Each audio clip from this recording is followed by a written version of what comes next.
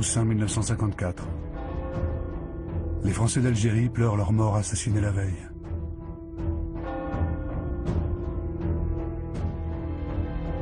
La communauté française vient d'être la cible d'une série d'attentats meurtriers. Des hommes, des femmes, des militaires, des civils.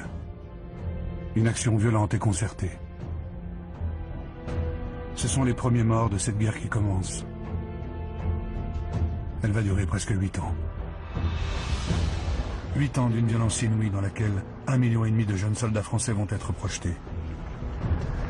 30 000 n'en reviendront pas.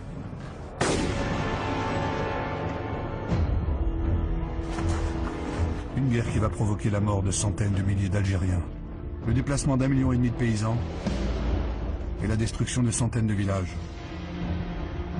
Une guerre qui va déraciner près d'1 million de pieds noirs de leur terre natale, entraîner l'abandon et le massacre de milliers de harkis, fidèles à la France.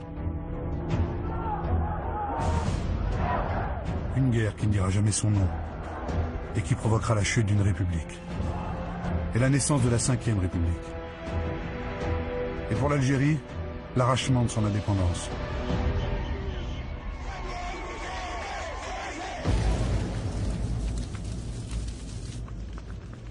Mais en ce 2 novembre 1954, au lendemain des premiers attentats, une seule question hante les Français d'Algérie.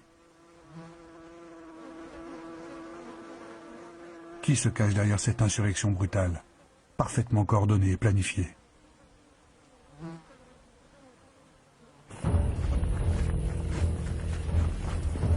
Plusieurs centaines d'hommes vivant dans la clandestinité, cachés dans les montagnes de Kabylie et de l'Aurès. Ils sont rassemblés au sein d'une organisation dont les 3 lettres ne disent encore rien à personne. FLN, Front de Libération Nationale. S'ils ont pris les armes, c'est pour gagner l'indépendance de l'Algérie. Ces hommes ont appartenu au courant politique de Messali Hadj.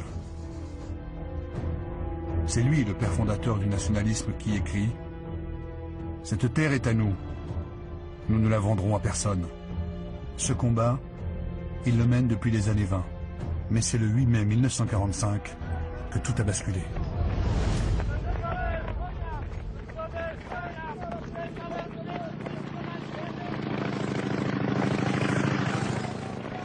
Alors que partout ailleurs on fête la victoire, des militaires français traquent les responsables d'un massacre commis dans les villes de Sétif et de Guelma. Ici, dans le défilé qui fête la fin de la Seconde Guerre mondiale, un homme a brandi un drapeau aux couleurs blanches et vertes. Le drapeau algérien. Il a été abattu par la police. En réaction, les manifestants algériens assassinent 103 Français. Les survivants sont sous le choc. Comment oublier ce qu'ils ont vu? Les hommes ont été émasculés. Les femmes ont eu les seins coupés. Des dizaines de viols ont été commis.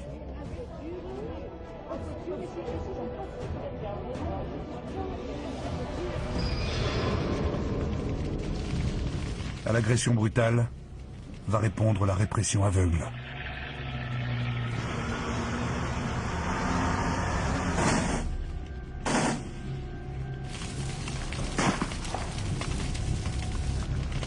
C'est là, dans les milliers de morts civiles de cette répression, que le nationalisme algérien va se cimenter et puiser la vigueur de son combat à venir.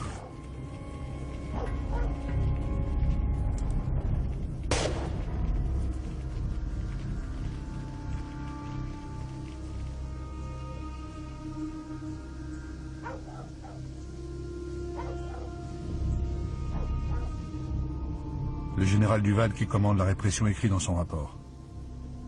Je vous ai donné la paix pour 10 ans, mais il ne faut pas se leurrer. Tout doit changer en Algérie. Sinon tout recommencera.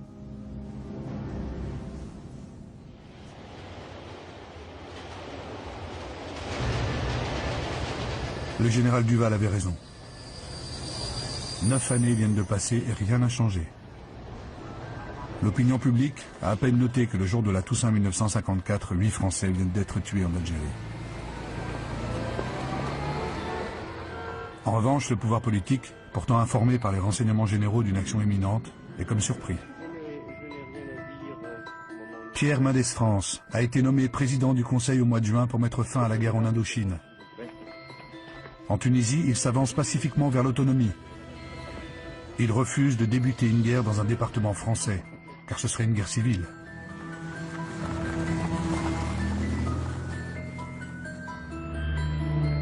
L'Algérie, c'est la France, et non un pays étranger, déclare-t-il à l'Assemblée nationale. Toute la classe politique en est convaincue.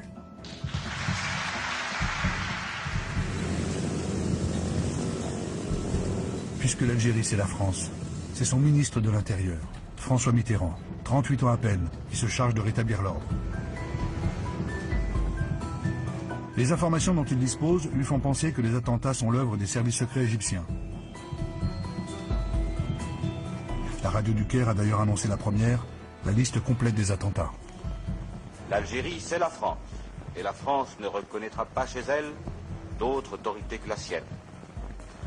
Et nous traiterons de manière implacable, sans autre souci que celui de la justice, et en la circonstance, la justice exige la rigueur, les responsables.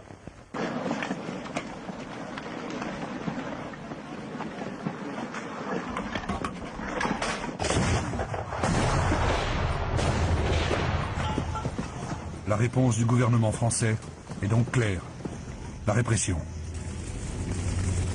En plus des 12 000 hommes déjà présents dans la région, 5 000 soldats sont envoyés en renfort. Leur objectif est de prendre l'insurrection de vitesse, éviter qu'elle ne dépasse le massif des Aurès. C'est là que se trouve le berceau de la révolte. Une région montagneuse, sous-administrée, comme oubliée. Un terrain idéal pour la guérilla. Le 8 novembre, une semaine après les premiers attentats, le dispositif français d'encerclement est en place. Ceux que l'on appelle les Félagas vont être écrasés. Une guerre qui ne dira jamais son nom vient de débuter, se nourrissant comme toutes les guerres de ce qu'elle produit. La violence et l'humiliation. Et ce sentiment couplé à la misère sociale va pousser de plus en plus d'hommes dans les rangs de l'armée de libération nationale, l'ALN. Au printemps 1955, malgré la répression, l'ALN recrute. Elle passe d'une troupe de partisans de 3000 hommes à une véritable petite armée entraînée et structurée. Parmi eux, des soldats de l'armée française d'origine algérienne. Ils ont participé valeureusement aux campagnes pour la libération de la France.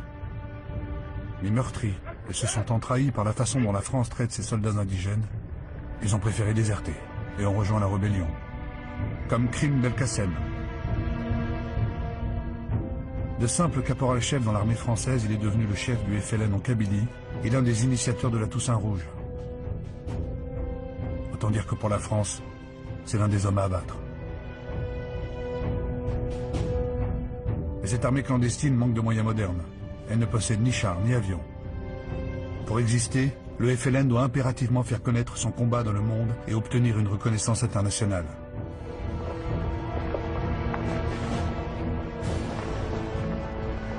Il peut compter sur le président égyptien Nasser, qui soutient sa lutte depuis le début. Avec l'Indien Nehru, Nasser a réuni en Indonésie 29 pays africains et asiatiques. Ils y affirment leur droit d'exister en dehors de tout alignement aux deux blocs qui dominent le monde. C'est la naissance de ce qu'on appelle le tiers-monde.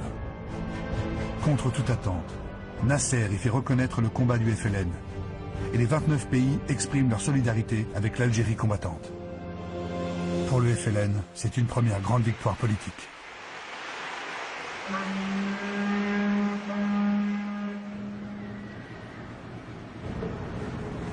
Mais les hommes politiques de la 4e République ne voient pas la marche inexorable de la décolonisation. En Algérie, ils envoient toujours plus de soldats. Les Français d'Algérie sont rassurés. Leur histoire d'amour avec les parachutistes ne fait que commencer. Ces hommes ont combattu en Indochine. Ce sont des guerriers chevronnés. Mais ils arrivent avec le goût amer de la défaite. Et pour les chefs, la cicatrice encore douloureuse de la débâcle de 1940. Élie de Saint-Marc, officier au 1er régiment étranger parachutiste, est de cela. Il écrit « Nous n'avons connu que la guerre depuis notre adolescence. Elle est devenue sinon une habitude, du moins un ennemi familier. » Autant dire que pour tous ces hommes, un nouvel échec serait insupportable. La guerre d'Algérie, ils veulent, ils doivent la gagner.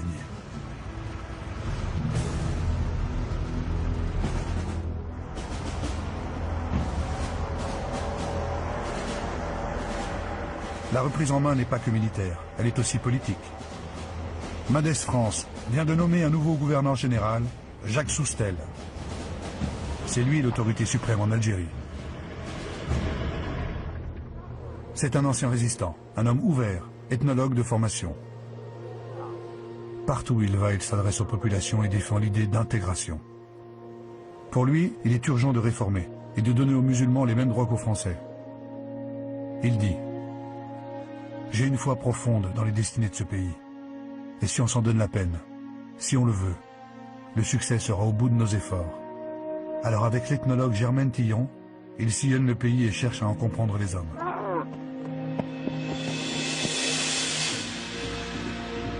Et il comprend. Si l'Algérie c'est la France, c'est aussi l'Afrique et l'Orient à la fois. C'est un pays immense et plusieurs populations y cohabitent. Les Touaregs, les Kabyles, les Chaouis, les Mozabites et les Juifs indigènes.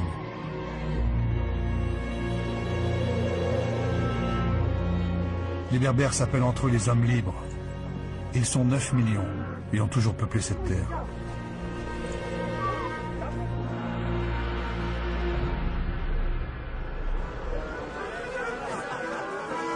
Mais l'Algérie, c'est aussi une population européenne. Depuis 1830, année de la conquête, on fête le 14 juillet. On danse, on pavoise, mais sous les palmiers. Ces gens sont venus de France, d'Espagne, d'Italie, de Malte. Eux aussi aiment passionnément cette terre qu'ils ont contribué à développer et à faire prospérer. Combien de temps ces communautés vont-elles pouvoir encore cohabiter? Les Européens ne sont qu'un million et vivent principalement dans les villes comme ici, à Alger.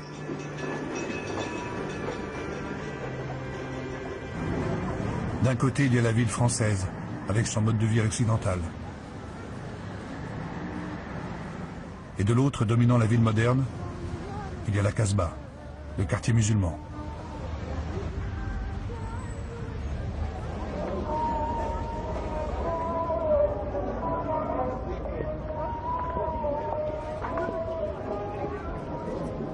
La Casbah, futur bastion des hommes du FLN. Mais ce que Soustelle comprend, c'est que le système colonial a créé une société inégalitaire.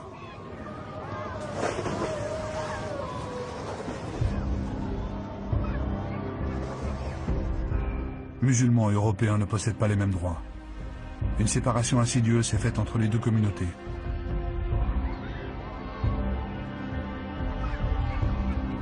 On va à la plage, mais entre soi. Et si les Européens sont en majorité des familles modestes, quelques centaines d'entre eux possèdent les grandes exploitations agricoles. On les appelle les colons. Le rapport de force né de la conquête et de la colonisation ne s'est au fond jamais démenti. Soustelle voit aussi la misère. Les bidonvilles, l'abandon de ces populations. 9 Algériens sur 10 ne savent ni lire ni écrire le français.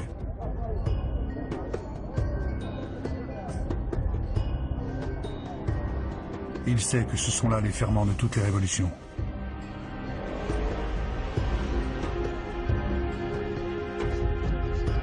Alors il s'y attaque, en pensant qu'il n'est pas trop tard. Il veut pacifier les zones rebelles en y apportant le progrès. C'est l'ambition des sections administratives spécialisées, les SAS. Il en aura 700 à travers le pays. Les militaires sont utilisés dans un rôle inhabituel. Le parachutiste en treillis se mêle à la population et devient instituteur.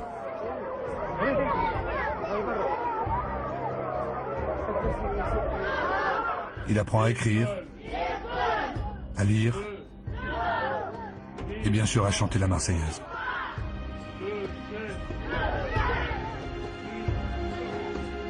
Dans certains villages, on voit pour la première fois un médecin. Là aussi, c'est un militaire. On l'appelle le Toubib. C'est une autre forme de guerre qui débute, celle de la conquête des cœurs. L'objectif, gagner l'affection du peuple, le détourner du FLN. Cette population qui n'a pas encore pris parti en majorité pour l'indépendance est devenue un véritable enjeu. Ce principe de contre-guérilla, les militaires français en ont appris les règles en Indochine. Leur stratégie, la générosité. Leur arme, la main tendue.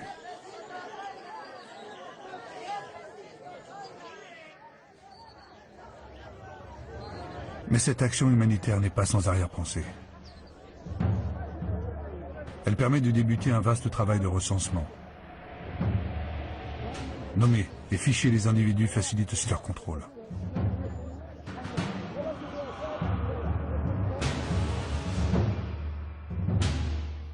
Dans ces villages, les militaires vont armer des bénévoles. Ce sont les groupes d'autodéfense. Chaque volontaire reçoit un fusil. Un simple fusil de chasse. Un fusil et une mission. Interdire toute approche des maquisards de la LN.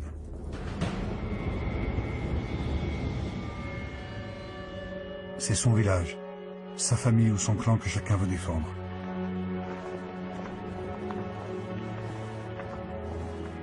Mais ce village, c'est encore un coin de France, et comme dans toutes les guerres, l'étendard doit être levé. Fidèles patriotes français pour les uns, traîtres algériens pour les autres. Les hommes de cette armée improbable, et pourtant si fiers, s'engagent sans le savoir vers leur tragique destin.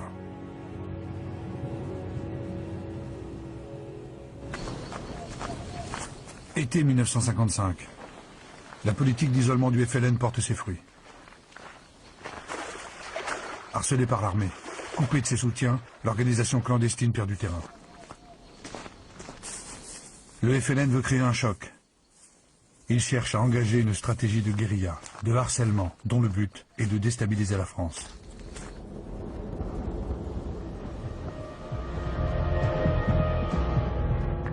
Pour cela, il veut atteindre un niveau de violence qui séparera définitivement les deux communautés.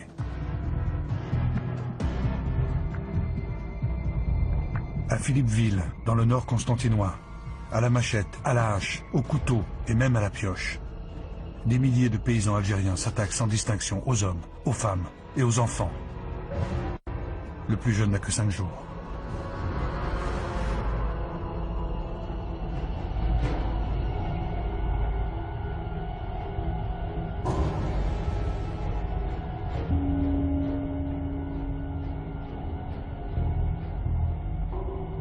Au total, 123 Français sont tués, dont plusieurs dizaines de musulmans modérés.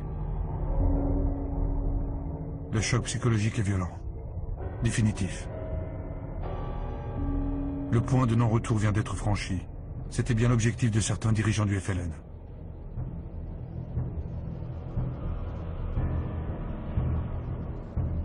Le visage de la guerre d'Algérie se dessine. Sauvage, violent, aveugle.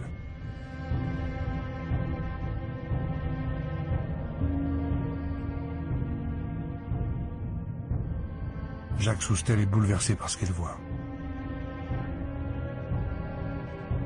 C'est un autre homme qui quittera l'hôpital de Philippeville.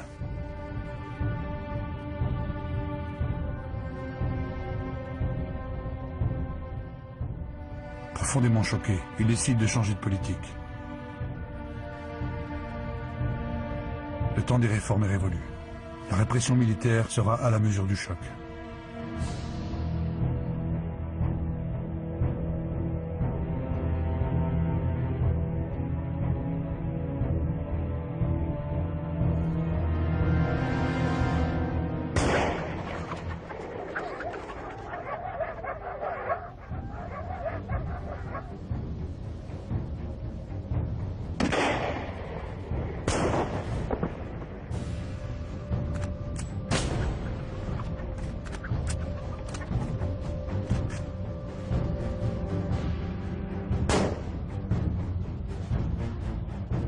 La haine et la peur se sont installées partout. Il s'y mêle désormais la soif de vengeance des milices civiles que Soustelle cherche à désarmer afin d'éviter l'escalade du sang.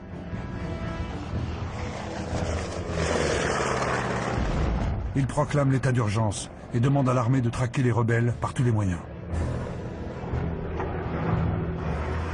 Les directives officielles reçues par les soldats français sont: tout rebelle faisant usage d'une arme ou étant aperçu une arme à la main sera abattu sur le champ. Le feu doit être ouvert sur tout suspect qui tente de s'enfuir.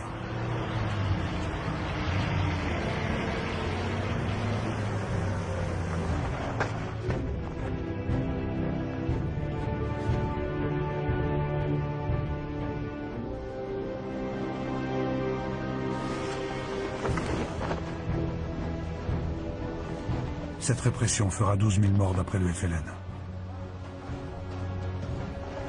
Et c'est cette sale guerre qui vient d'être dénoncée à l'ONU.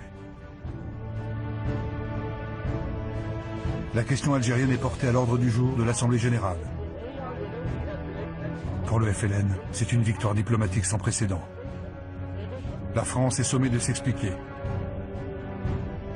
La France ne peut tolérer ni l'injure, ni la calomnie contre son œuvre civilisatrice.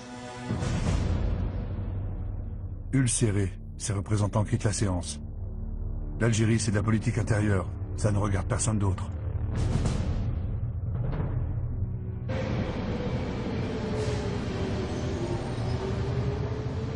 En France, la guerre d'Algérie est devenue un sujet d'inquiétude pour la population. Elle s'est imposée comme le centre de gravité de la vie politique. Et c'est en faisant campagne pour la paix en Algérie que le socialiste Guy Mollet remporte les élections de décembre 1955.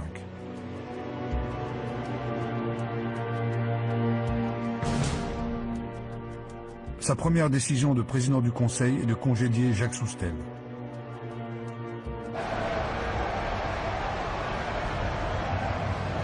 Les Français d'Algérie ont appris à l'aimer. Ils ont été rassurés par sa fermeté à l'égard du FLN. Alors ils le lui font savoir.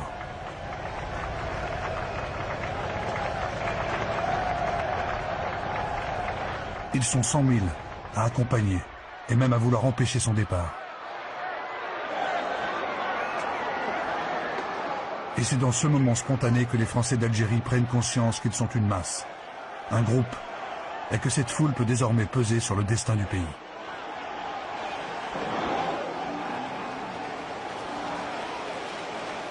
Et Jacques Soustelle s'en va, cette terre chevillée au corps.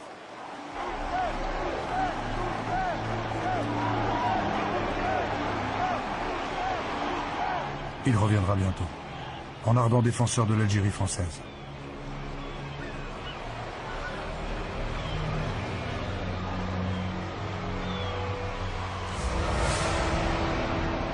C'est cette même foule chauffée à blanc qui, 3 jours plus tard, accueille Guy Mollet. Les Français d'Algérie ne veulent pas du général Catroux, le successeur de Soustelle. Ils se méfient de cet homme qui vient d'accompagner la Tunisie vers l'indépendance. Il défie le pouvoir, ose interrompre la minute de silence et, comble de l'humiliation, lance sur le président du Conseil toutes sortes de projectiles et de tomates.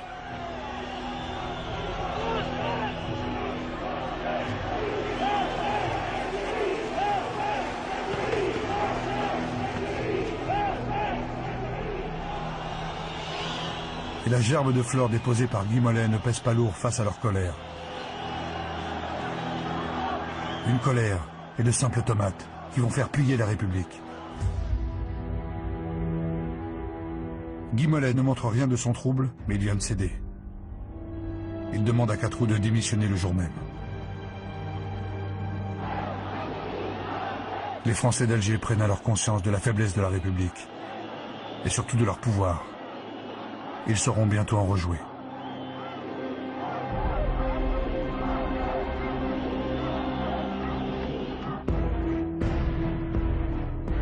À peine rentré à Paris, Guy Mollet nomme un nouveau ministre pour l'Algérie.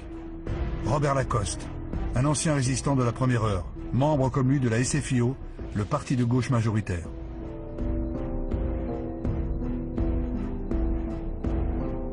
Guy Mollet demande aux députés de lui accorder des pouvoirs spéciaux. Le vote est massif. 455 voix pour, communistes inclus.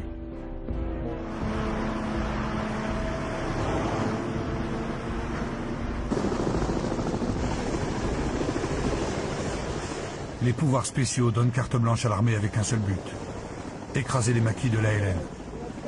Pour cela, les militaires découpent l'Algérie en 3 zones.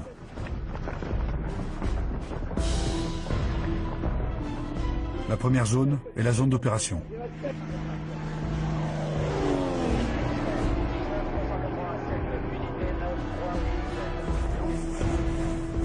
C'est là où se cachent les rebelles et qu'ils vont être traqués.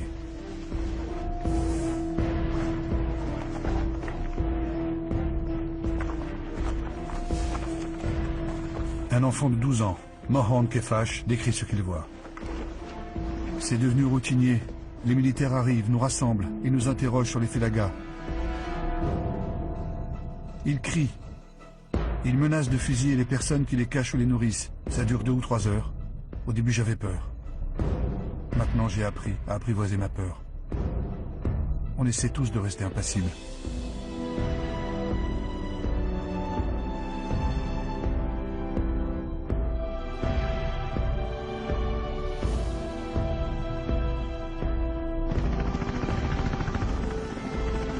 Et Robert Lacoste, en personne, vient s'assurer que le travail est bien fait.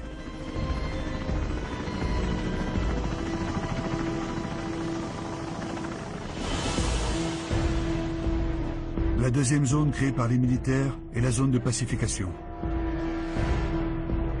Là encore, le ministre vient lui-même armer la population pour qu'elle se défende de l'ALN. On lui fait allégeance, on lui baise la main. Lacoste, l'ancien résistant, n'a pas compris que l'ordre du vieux monde est en train de changer.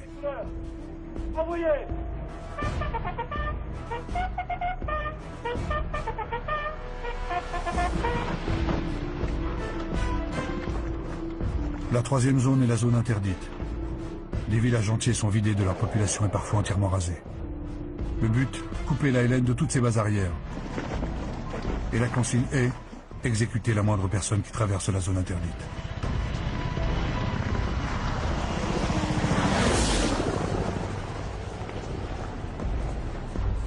Plus d'1,5 million de paysans sont déplacés vers des camps de regroupement. Mais ce déplacement forcé va provoquer l'exode de dizaines de milliers de personnes vers la frontière tunisienne.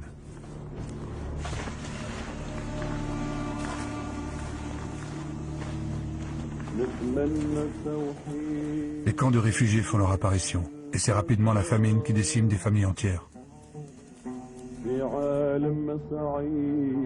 Face à cette tragédie humanitaire, la Croix-Rouge décide d'intervenir. La guerre d'Algérie s'internationalise un peu plus, et la France est montrée du doigt.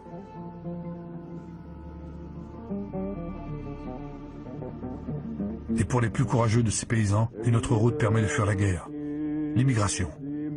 Des dizaines de milliers d'Algériens vont ainsi rejoindre la France.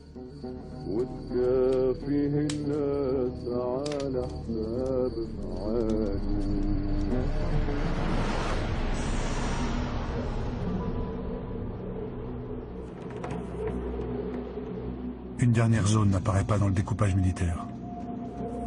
Pourtant, elle intéresse hautement les autorités françaises: le Sahara. Les ingénieurs viennent de découvrir du pétrole à Hassim et Saoud.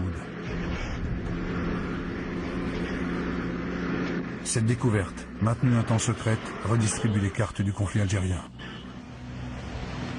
Le pays regorge du précieux liquide dont toute société moderne a le plus besoin. Et il n'est pas question de s'en séparer.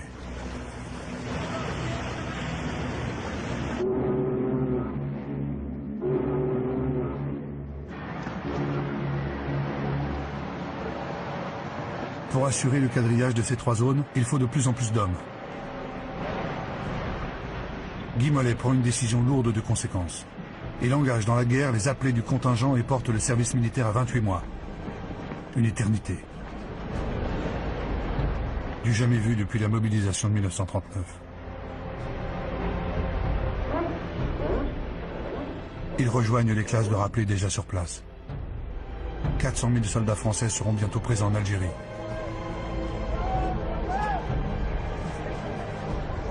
Un dernier baiser pour une maman.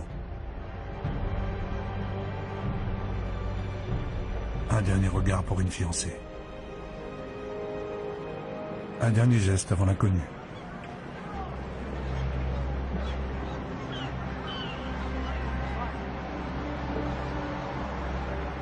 La plupart de ces garçons n'ont jamais quitté leur famille. Ils ne sont préparés ni au dépaysement, ni à la guerre.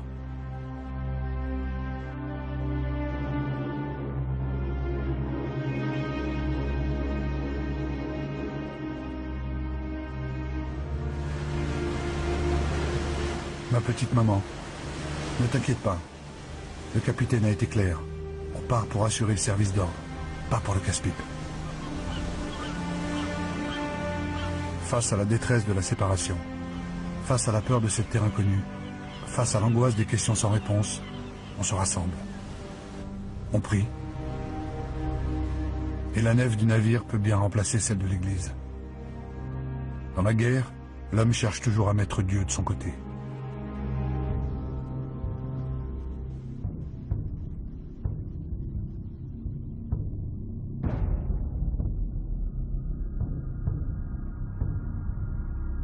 Pour ces jeunes Français, l'Algérie est en train de devenir une réalité.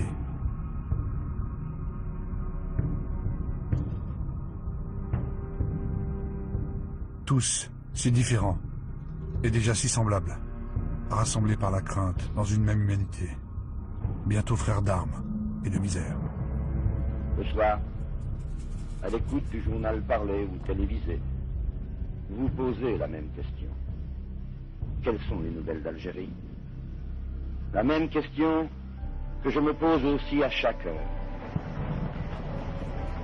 Qui de vous, qui de nous n'a un fils, un fiancé, un mari, un parent, un ami là-bas? La volonté du gouvernement, c'est que le sang ne coule plus en Algérie. Parmi ces garçons qui débarquent à Alger le 4 mai 1956, se trouvent 19 appelés de moins de 25 ans venant de la région parisienne. Ils n'ont plus que 14 jours à vivre.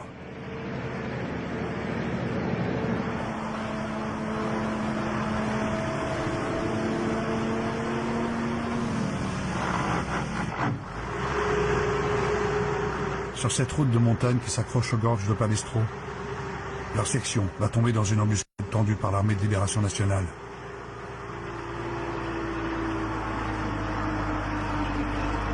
Ils sont tués en moins d'un quart d'heure. C'est la première réponse du FLN au vote des pouvoirs spéciaux.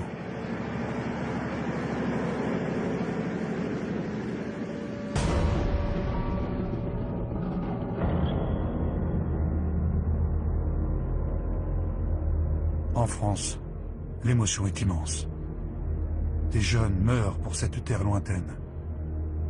Guy Mollet avait promis la paix. Il a plongé dans la guerre totale.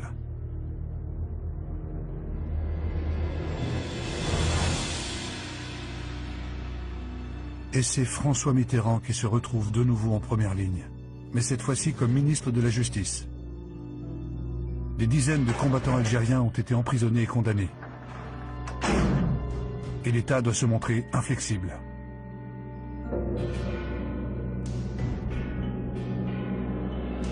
Mitterrand refuse la grâce d'Ahmed Zabana, un militant du FLN condamné à mort. Le 19 juin 1956, il est exécuté. C'est le premier condamné à mort politique guillotiné. Les Algériens en font un martyr de la Révolution. 112 autres prisonniers politiques seront exécutés durant le conflit. La guillotine va devenir une véritable arme de guerre.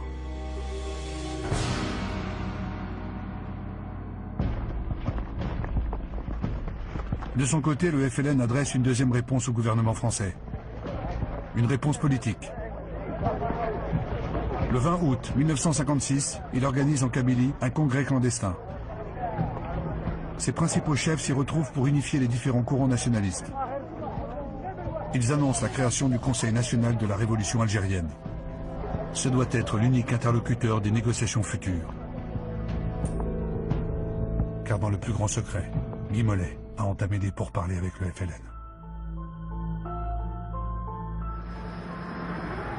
Pour torpiller ces négociations, certains officiers français décident d'une opération spectaculaire. Ils détournent vers Alger un avion marocain transportant des leaders du FLN. Les négociations secrètes sont interrompues et Guy Mollet est mis devant le fait accompli. Le pouvoir politique ne se situe plus en France, il se déplace à Alger entre les mains des militaires.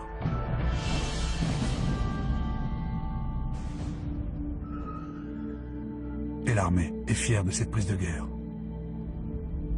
Comment imaginer que ce chef rebelle que l'on envoie en prison deviendra dans 6 ans le premier président de la République algérienne?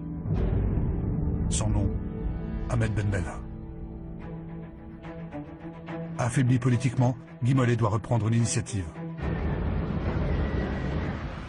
Il décide d'engager le combat contre le président égyptien, le colonel Nasser. C'est le gouvernement égyptien qui fournit des armes tirées de ses arsenaux en organise le transport.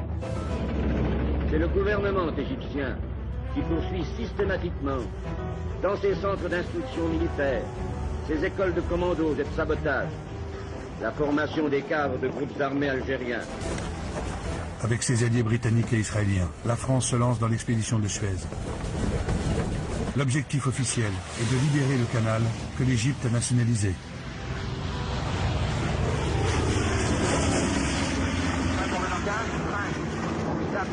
Mais le pouvoir a un but caché. Éliminer Nasser.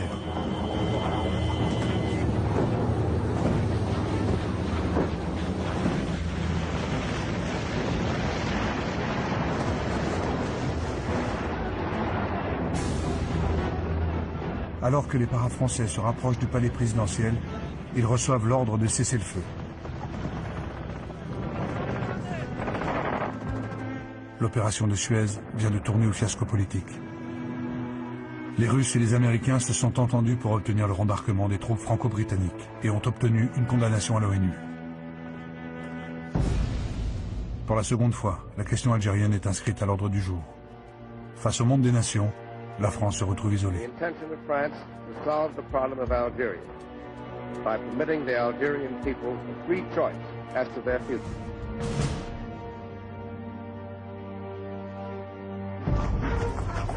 En Algérie pourtant, la France continue de parader. L'armée accueille comme un proconsul son nouveau chef, le général Salan.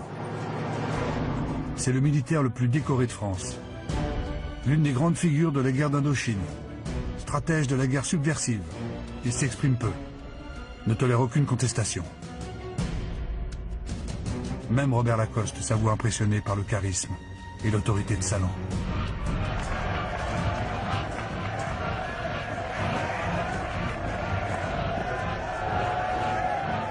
Salan a un objectif, gagner sur le terrain militaire en écrasant définitivement le FLN. Pour cela, il met en place un étau qui ferme totalement le pays. Les frontières avec la Tunisie et le Maroc sont entièrement électrifiées et truffées de 3 millions de mines.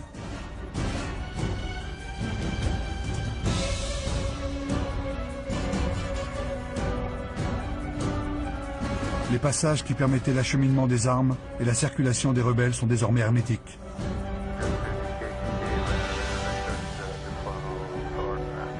En mer, c'est toute la côte méditerranéenne qui est surveillée par la Marine nationale. Les dernières livraisons d'armes sont interrompues. L'ALN, traqué partout, est asphyxié.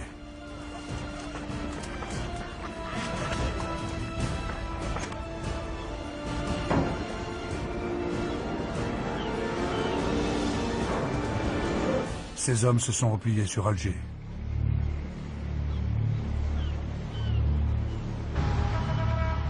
C'est désormais là, au cœur de la plus française des villes d'Algérie, qu'ils vont mener la guerre.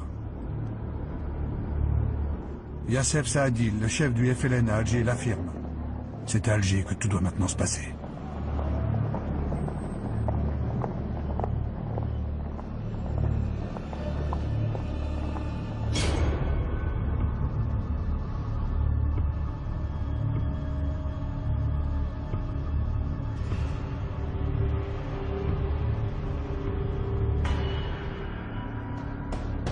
Face aux premiers morts du terrorisme, Robert Lacoste prend une décision radicale. Il fait appel à l'armée pour maintenir l'ordre et investit le général Massu des pouvoirs de police. Lui aussi a combattu en Indochine. C'est un ancien des forces françaises libres, fait compagnon de la libération par le général de Gaulle.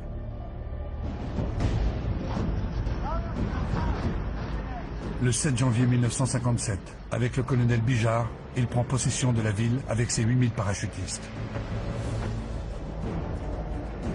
Immédiatement après, en guise de réponse, 3 explosions ravagent des cafés fréquentés par de jeunes Français.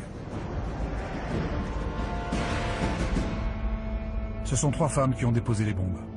Il y a 4 morts et une 60aine de blessés.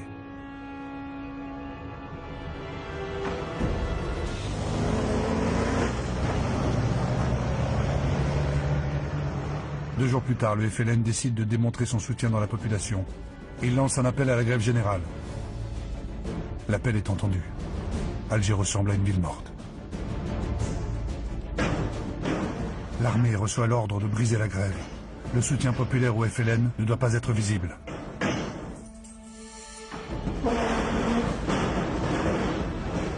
En quelques heures, Massu redevient le maître de la ville. Les parachutistes sont partout. Ils quadrillent la ville, fichent, contrôlent, fouillent, avec une attention particulière pour les femmes. Ils savent que le FLN les utilise pour poser des bombes.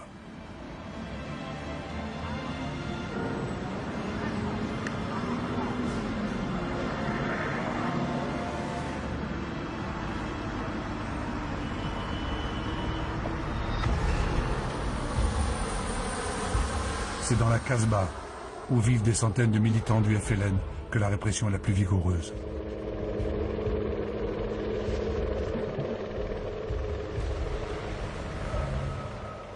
L'armée vous parle. Vous savez que des éléments extrémistes tentent de semer l'agitation dans votre ville. Ne vous laissez pas entraîner par ces individus. Les hommes de Massu ratissent. Chaque ruelle, chaque maison, chaque terrasse.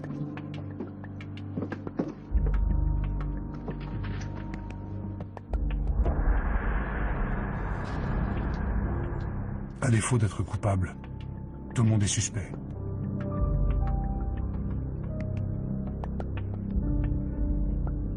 Ces hommes sont expédiés vers ce que les militaires nomment des centres de transit et de triage. Des lieux d'interrogatoire où en réalité se pratique la torture. Comme ici, à la Villa Cecchini. Les interrogatoires se font à coups d'électricité, de simulacres de noyade, de supplices en tout genre. Le but est d'obtenir des renseignements par tous les moyens, dans l'idée de prévenir les attentats. Il y en a eu plus d'une centaine pour le seul mois de janvier. Passé cet escalier, les opérateurs ont cessé de filmer. Mais l'absence d'images, de traces, ne doit pas signifier l'amnésie. La torture est une réalité de la bataille d'Alger, et l'une de ses armes les plus sinistres.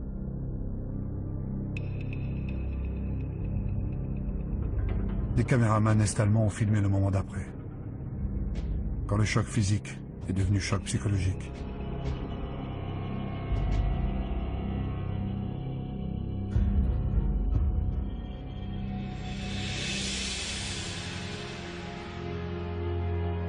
L'usage de la torture et des exécutions sommaires provoque un profond malaise dans l'armée. Si certains acceptent de faire le sale boulot, d'autres officiers refusent. C'est le cas du général de la Bollardière, qui démissionne et qui écrit « La torture dégrade plus celui qui l'inflige que celui qui la subit. »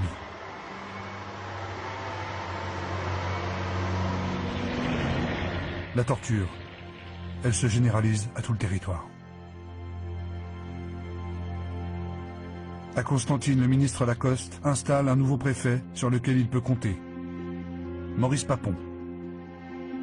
L'ancien résistant décore l'ancien fonctionnaire de Vichy.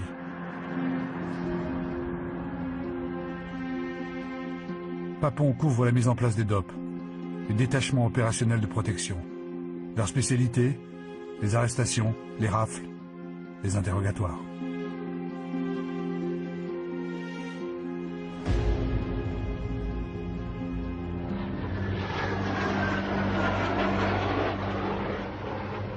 Et à Paris, le général Massu et ses paras peuvent défiler triomphalement sur les Champs-Élysées. Leurs méthodes sont couvertes par l'autorité politique.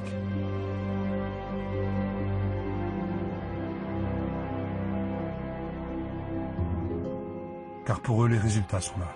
Le nombre d'attentats a chuté. 112 bombes en janvier, 39 en février, puis 29 au mois de mars. À Alger, malgré la violence des derniers attentats, comme celui qui ravage le casino de la Corniche et qui fait 9 morts, les arrestations s'enchaînent. Tant chez les poseurs de bombes que parmi les chefs du FLN, qui tombent les uns après les autres.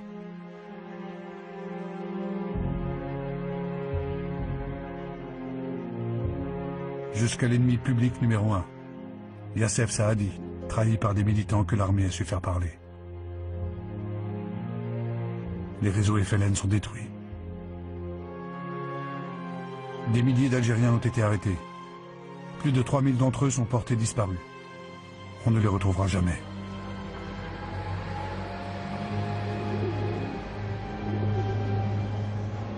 La bataille d'Alger est terminée. Mais cette victoire s'est faite au prix d'une grave crise morale. Alors que la question de la torture divise la France, les Français d'Algérie, eux, retrouvent une vie normale.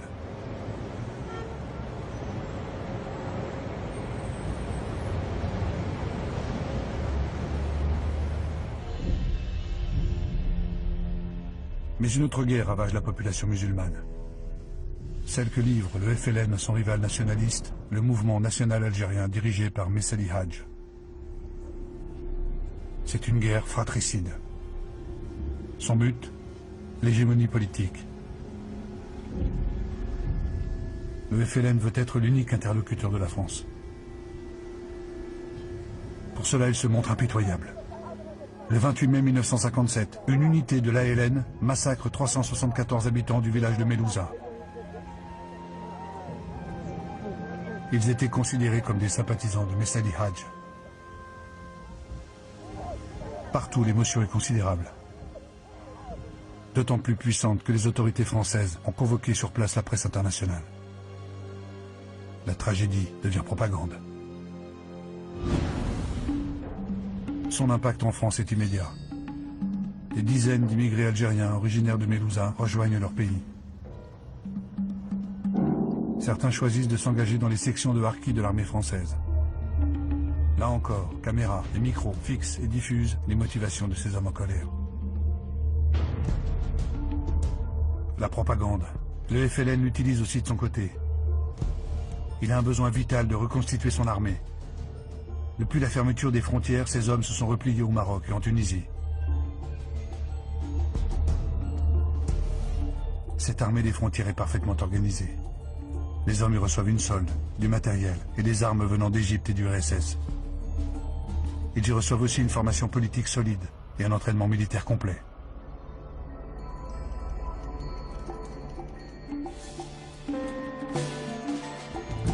Les renseignements militaires estiment à 10 000 le nombre de combattants algériens installés à la frontière tunisienne dans le village de Sakiet, Sidi Youssef.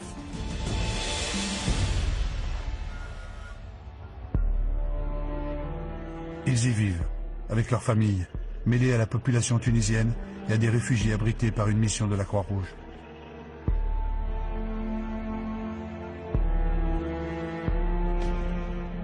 C'est de ce village que partent régulièrement des attaques contre des unités françaises.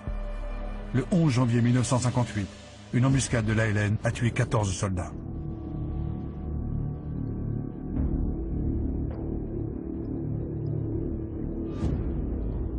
En représailles, le général Salan est bien décidé à frapper l'armée des frontières.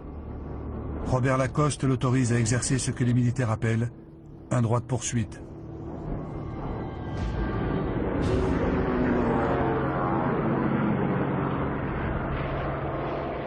Le 8 février 1958, 11 bombardiers de l'armée de l'air décollent. Des dizaines de kilos de bombes sont lâchés sur le village, l'école, la mission de la Croix-Rouge.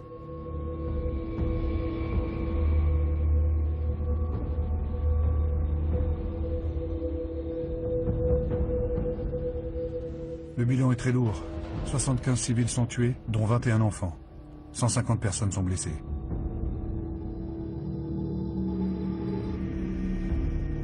La Tunisie porte plainte contre la France et fait projeter ces images à l'ONU.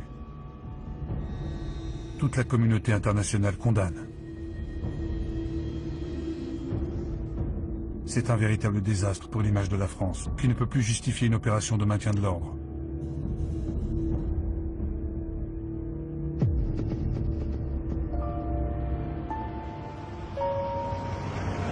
Le gouvernement français est emporté par le drame de Sakiet. Durant un mois, les députés sont incapables de former une majorité. En pleine tourmente, la France n'a plus de gouvernement. La 4e République est en train de s'effondrer.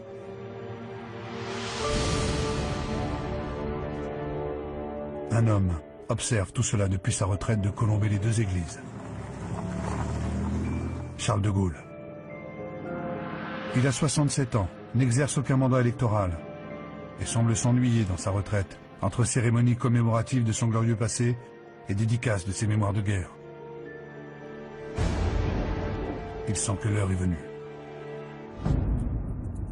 Plusieurs de ses fidèles sont à la manœuvre. Jacques Chaban-Delmas dirige le ministère de la Défense, le général Massu commande l'armée à Alger et Jacques Soustel.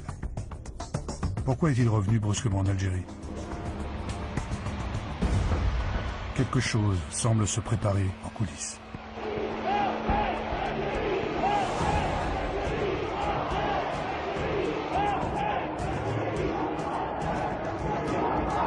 Le 13 mai 1958, alors que Robert Lacoste a été convoqué à Paris, une foule inquiète se rassemble pour rendre hommage aux 4 appelés du contingent assassinés par le FLN.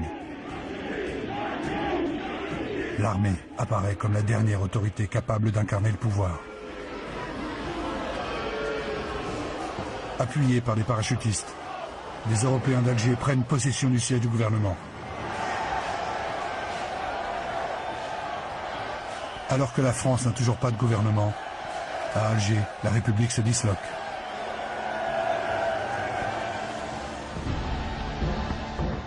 La voie est libre pour les généraux Massu et Salan.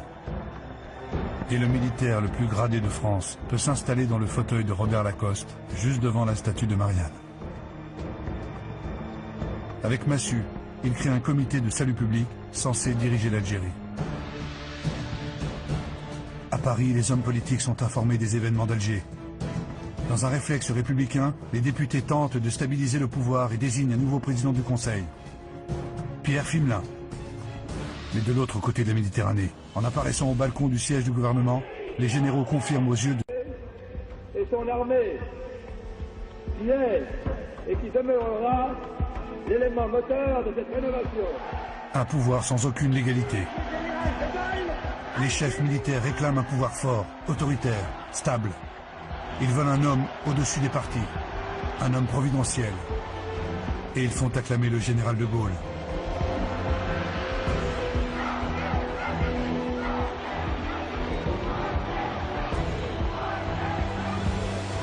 C'est à Alger, sur les braises brûlantes de la guerre, que le destin de la France est en train de se jouer.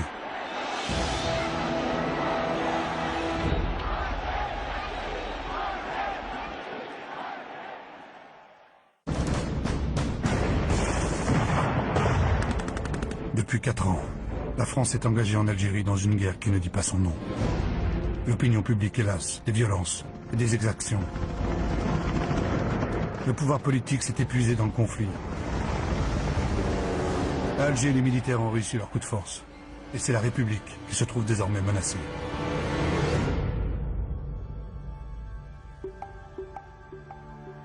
Le 28 mai 1958, c'est le 9e gouvernement qui tombe, victime de son impuissance à agir en Algérie. Monsieur le Président, quelques mots, s'il vous plaît. Ainsi, mon gouvernement se trouve affaibli. En conséquence, j'ai présenté ma démission.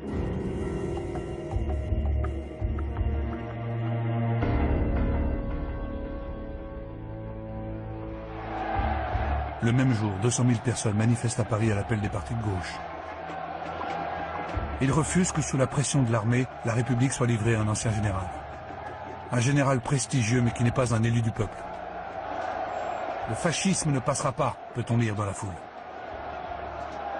Pourquoi voulez-vous qu'à 67 ans, je commence une carrière de dictateur? Eh bien, en ce moment, le général de Gaulle pourrait finir la journée à un endroit que pour De Gaulle sait qu'une majorité de Français croit aussi à l'homme providentiel. Enfin tacticien, il ne se prononce pas vraiment sur la question algérienne. Les Français et toute la classe politique sont pourtant suspendus à ces décisions. Voici la première réaction après l'audition du discours du président de la République. Puis-je vous demander ce que vous en pensez? Oui, je l'ai parfaitement entendu, d'un bout à l'autre. Le 1er juin 1958, l'Assemblée nationale lui accorde sa confiance. De Gaulle a posé ses conditions. Les pleins pouvoirs pendant 6 mois et l'avènement d'une nouvelle république dont il veut écrire la Constitution.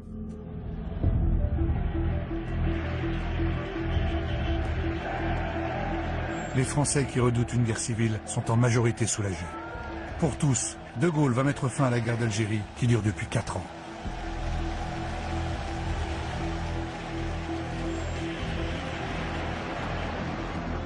Et pourtant, en devenant le dernier président du Conseil de la 4e République, Charles de Gaulle s'avance vers 4 nouvelles et terribles années de guerre.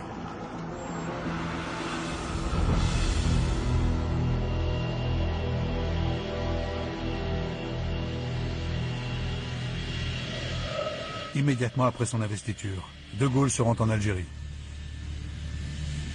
Les artisans de son retour au pouvoir sont là. Le général Salan, le fidèle Soustelle et Massu, le compagnon de la Libération. Et s'il peut compter sur ses fidèles, à leur tour, ils veulent compter sur lui. Il faut garder l'Algérie à la France.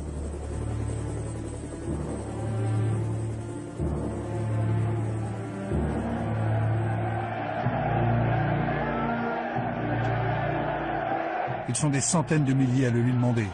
Européens, militaires, civils et certains musulmans.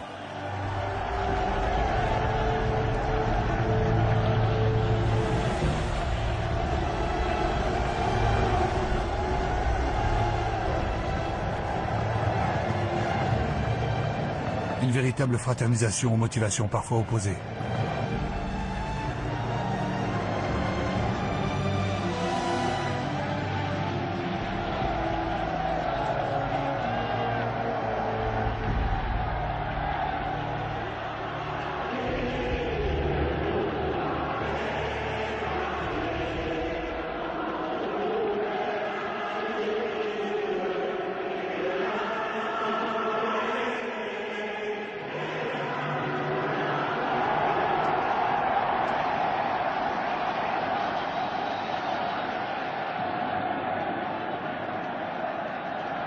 Je vous ai compris.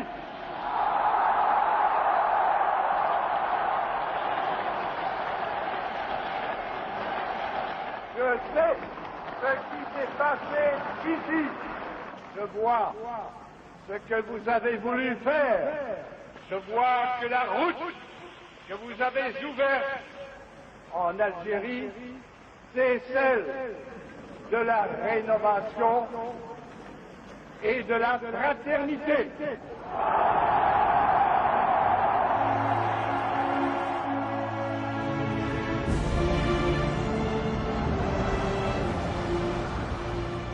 Et je déclare qu'à partir d'aujourd'hui, la France considère que dans toute l'Algérie, il n'y a qu'une seule catégorie d'habitants.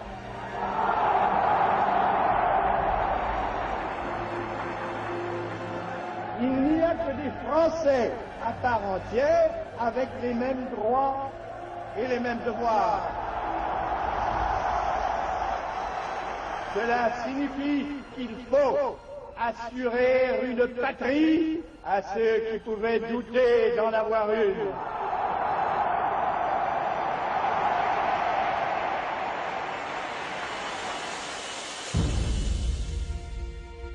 Assurer une patrie à ceux qui pouvaient douter d'en avoir une. De Gaulle vient de faire un pas historique.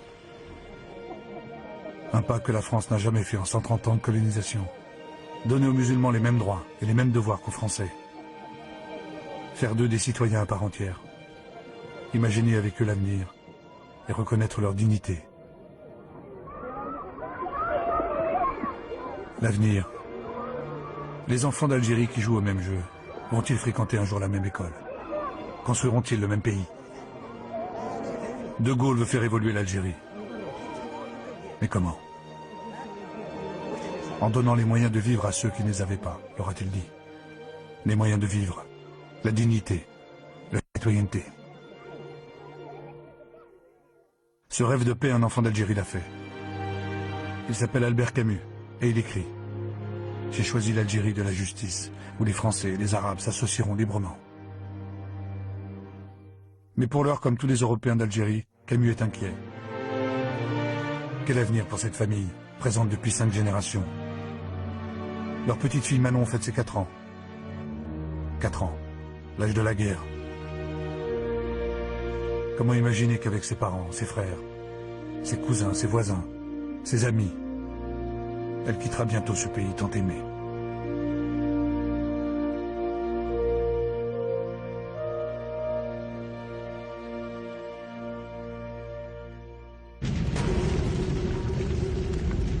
Un instant pris de court par les propositions de De Gaulle, le FLN lui donne une réponse spectaculaire.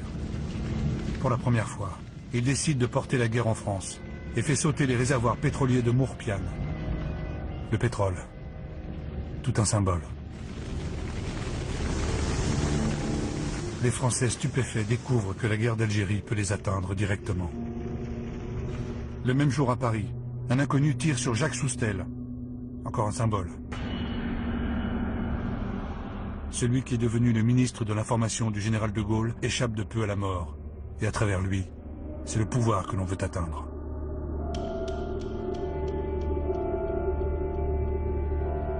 Ces attentats vont provoquer une sévère répression policière contre la communauté algérienne.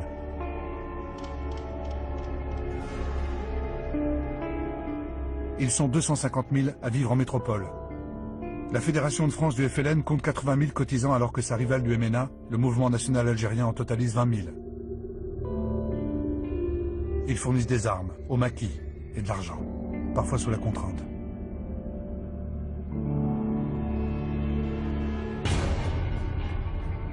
Trois semaines après l'attentat de Mourpiane, le FLN envoie à De Gaulle un message politique. Il proclame la création du gouvernement provisoire de la République algérienne, le GPRA, et désigne son président, Ferhat Abbas. Ancien député, il a été déçu par les promesses non tenues de la France. Il va s'employer à gagner des soutiens internationaux, comme ici, auprès du roi du Maroc. Il veut aussi unifier les courants nationalistes pour faire de son gouvernement l'unique interlocuteur des négociations pour l'indépendance. Il écrit « Nous ne sommes pas les ennemis de la France. Au contraire, nous souhaitons la coopération sur des bases nouvelles, dès que nous aurons obtenu l'indépendance. » L'indépendance. De Gaulle y songe-t-il déjà? Pour l'heure, il prépare sa grande œuvre, l'avènement d'une nouvelle république que le peuple doit approuver par référendum. Pour l'opinion publique, l'équation est simple. Voter oui, c'est voter pour la paix en Algérie. C'est ce qu'on explique aux populations qui vont s'exprimer pour la première fois. Vous devez tous participer aux différents votes et pour cela, vous inscrire sur la liste électorale.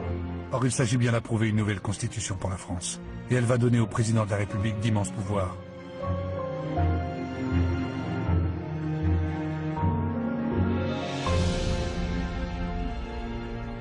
Il s'agit du destin de la France. C'est pourquoi le pourcentage que doit obtenir le oui sera d'une importance immense.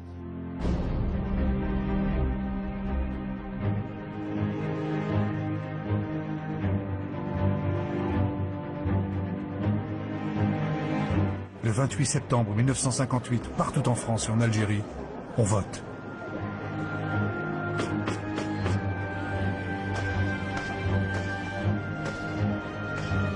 La grande révolution, c'est que tous les Algériens musulmans peuvent s'exprimer. La pleine citoyenneté leur est accordée enfin. Et pour la première fois de leur vie, les femmes musulmanes ont le droit de voter.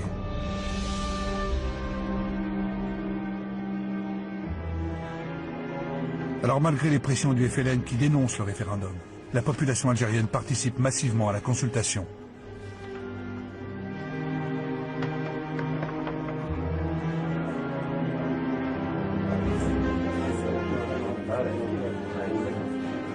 C'est un triomphe personnel pour De Gaulle. 95% de oui en Algérie et près de 80% en métropole. La France vient d'entrer dans la 5e République.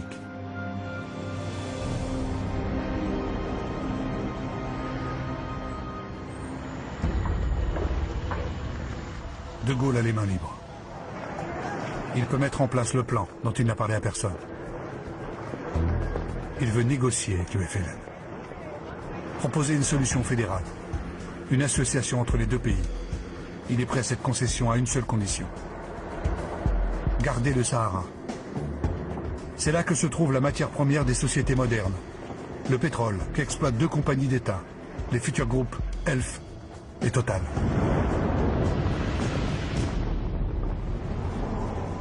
Pour être en position de force en vue des négociations, il cherche à rallier la population musulmane. Pour cela, il lance un grand plan de développement économique, le plan de Constantine. Cette transformation féconde, il faut absolument qu'elle s'accomplisse. Et aussitôt, on verra l'espérance refleurir partout sur les terres de l'Algérie. Logement, emploi, salaire et redistribution des terres. Le plan de Constantine valorise les Algériens musulmans et veut affaiblir le FLN. Les partisans de l'Algérie française y trouvent aussi leur compte. Et si la France investit autant en Algérie, l'équivalent de 18 milliards d'euros, ce n'est pas pour l'abandonner demain. Devant la race des hommes, aujourd'hui, il n'y a que deux routes. La guerre ou la fraternité. En Algérie, comme partout, la France, pour sa part, a choisi la fraternité. Et le plan de Constantine n'oublie pas le pétrole.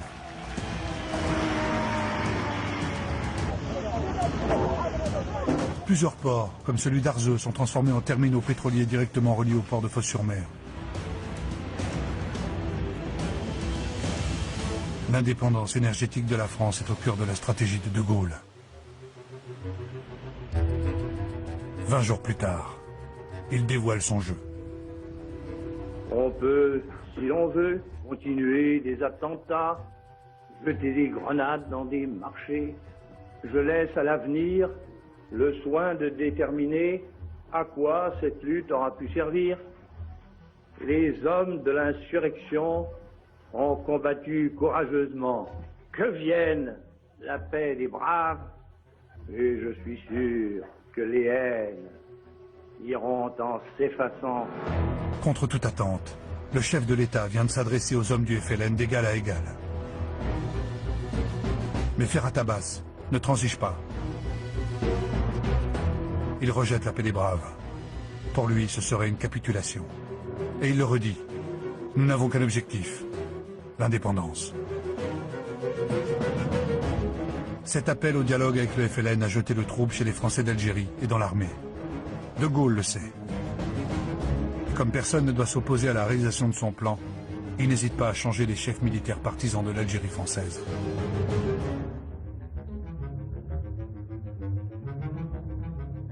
Officiers, sous-officiers, gradés, je quitte mon commandement après 25 mois passés auprès de vous.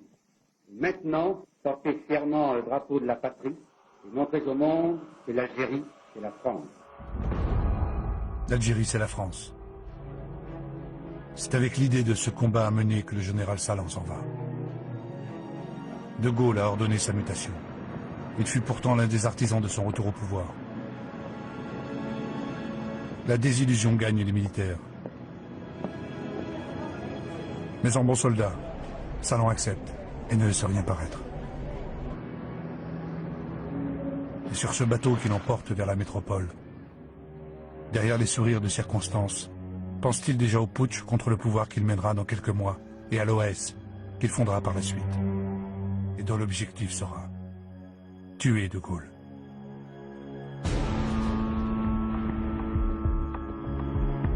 De Gaulle veut concrétiser la paix des braves. Pour cela, il ordonne la libération de 7000 prisonniers du FLN.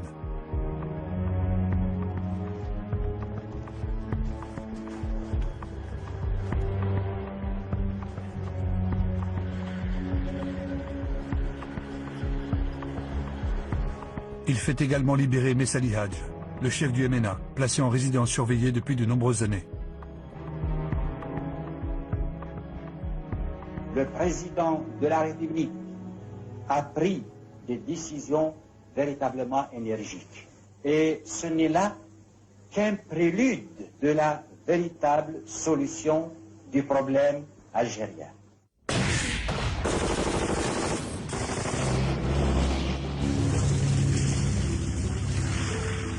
S'il cherche l'apaisement politique, De Gaulle désire aussi la victoire militaire. Il s'engage avec brutalité dans la guerre, avec toujours le même objectif: affaiblir l'adversaire en vue des négociations.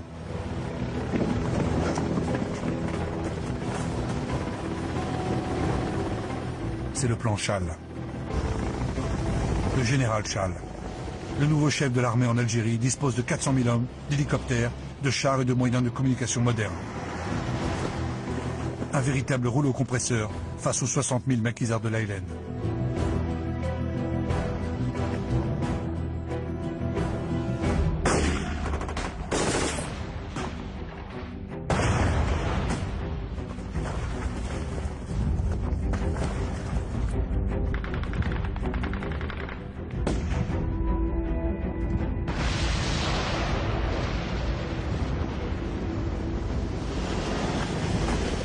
Dans cet écrasement programmé, le pouvoir a autorisé l'utilisation d'une arme terrifiante, interdite par les conventions internationales. Les militaires l'appellent les bidons spéciaux, mais son vrai nom est le napalm.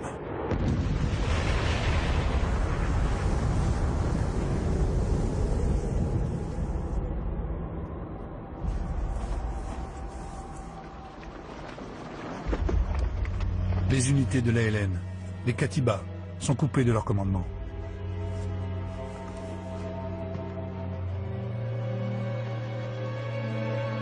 Affamés, traqués, les hommes finissent par se rendre.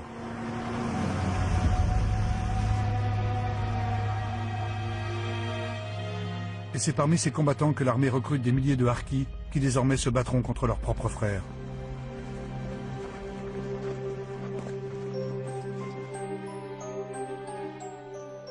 Parmi eux, les hommes du célèbre commando Georges. Composé de 150 anciens combattants de l'ALN, le commando est placé sous les ordres du colonel Bijard. Par leur connaissance intime de l'ennemi, ils vont être d'une efficacité redoutable. Le général Chal écrit à leur sujet: le Français de souche nord-africaine est le meilleur chasseur de Français de souche nord-africaine.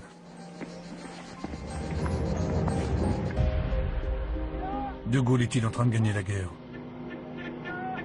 L'armée de libération nationale est considérablement affaiblie. 10 000 de ces hommes ont été arrêtés et placés dans des camps d'internement. Et 20 000 maquisards sont morts au combat, dont plusieurs de ses chefs. Parmi eux, Amirouche, qui commandait l'ALN en Kabylie et que les militaires surnommaient Amirouche, le Terrible. Son corps est volontairement montré à la population et à la presse, comme le signe d'une victoire inéluctable.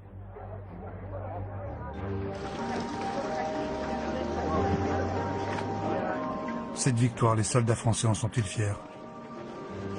Si les appelés du contingent s'interrogent, les soldats d'élite ont le sentiment de la mission accomplie, du travail bien fait. Et le temps d'un bivouac, malgré la violence donnée et la violence reçue, malgré la torture qui s'est généralisée, les guerriers redeviennent des hommes.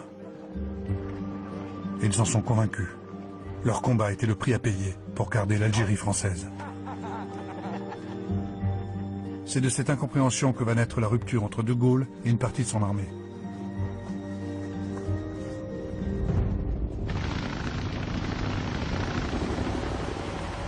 Et c'est pour leur parler que De Gaulle revient en Algérie. Il se fait pédagogue et explique: la victoire militaire ne signifie pas la victoire de l'Algérie française. Elle permet de négocier en position de force face à un ennemi affaibli. De Gaulle est résolu à sortir du bourbier algérien, qui isole la France et consume une grande partie du budget de la défense. Il déclare: l'Algérie de papa est morte. Si on ne le comprend pas, on mourra avec elle.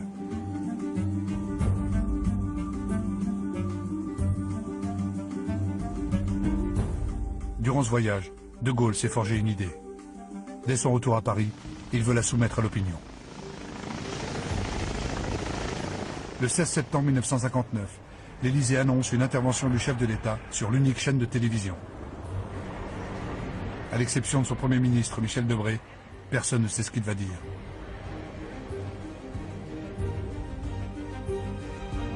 Je m'engage à consulter les Algériens dans leurs 12 départements au sujet du destin qu'ils veulent adopter. Je considère comme nécessaire que ce recours à l'autodétermination soit proclamé aujourd'hui. L'autodétermination. Un vrai coup de théâtre. Les leaders du FLN sont pris de court. Ils ne saisissent pas le tournant qui vient de s'opérer et demeurent inflexibles. Ce qu'ils veulent, c'est l'indépendance. Chez les Français d'Algérie, c'est l'angoisse. Il n'y a plus d'ambiguïté. Le président de la République donne aux Algériens le droit de trancher. L'association avec la France ou la sécession. De plus, De Gaulle vient d'ordonner la mutation du général Massu, jugé trop critique. Comme Salan, il avait participé à sa reconquête du pouvoir. Comme lui, il se sent trahi par celui dont il fut un fidèle compagnon de route. Et les Français d'Algérie ressentent aussi cette trahison, car Massu est leur héros, le vainqueur de la bataille d'Alger. Voici le message qu'il fait lire à ses troupes. Vous ne pouvez être moralement l'armée d'une sécession. Vous vous battez pour que l'Algérie demeure française. Je sais que vous obéirez. La défiance entre une partie de l'armée et le pouvoir politique est consommée. Et le départ de Massu provoque un grand mouvement de révolte. Le 24 janvier 1960, les partisans de l'Algérie française entreprennent le siège d'Alger.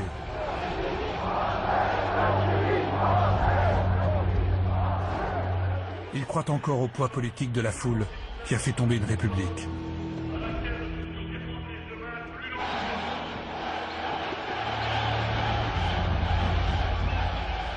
La peur et le désespoir vont se transformer en un affrontement entre Français et gendarmes.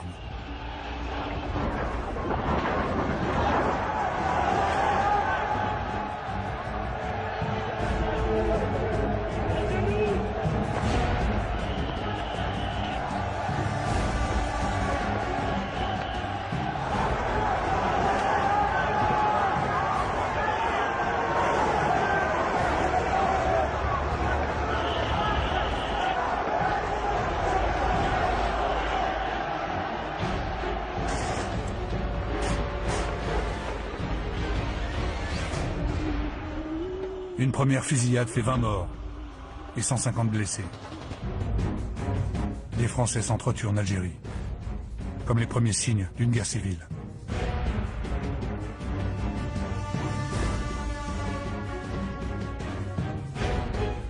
Mais au bout d'une semaine, l'insurrection s'essouffle. L'armée et une partie de la population n'ont pas soutenu le mouvement. Certains activistes s'enfuient. D'autres sont arrêtés, comme Pierre Lagaillarde, député d'Alger, qui fondera plus tard l'OAS. Ce que l'on appelle désormais la semaine des barricades a révélé l'antigaullisme des Français d'Algérie. Alors qu'en métropole, l'opinion publique soutient son président. De Gaulle fait réaliser un sondage qui le conforte. 70% des Français approuvent sa politique. Ils en ont assez de cette guerre. Et le chef de l'État savoure une autre victoire. En ce début d'année 1960, il fait accéder la France au rang de grande puissance nucléaire. La dissuasion est sa nouvelle politique de défense. Le 3 février 1960, à Regan, dans le Sahara, a lieu le premier essai nucléaire français.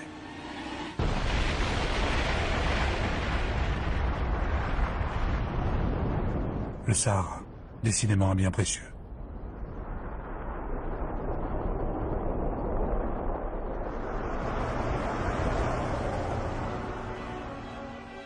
De leur côté, les leaders algériens cherchent de nouveaux soutiens dans le monde. Parmi ces soutiens, les jeunes nations africaines, anciennes colonies de la France.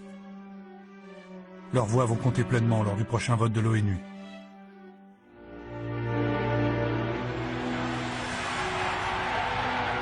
et la Chine. Pour la première fois, le drapeau algérien y reçoit les honneurs et l'hymne algérien y est joué officiellement.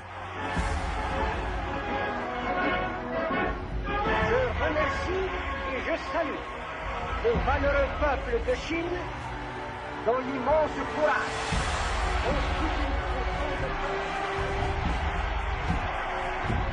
L'Algérie, toujours département français, est considérée comme un État. Et Mao reçoit Ferhat Abbas comme son chef.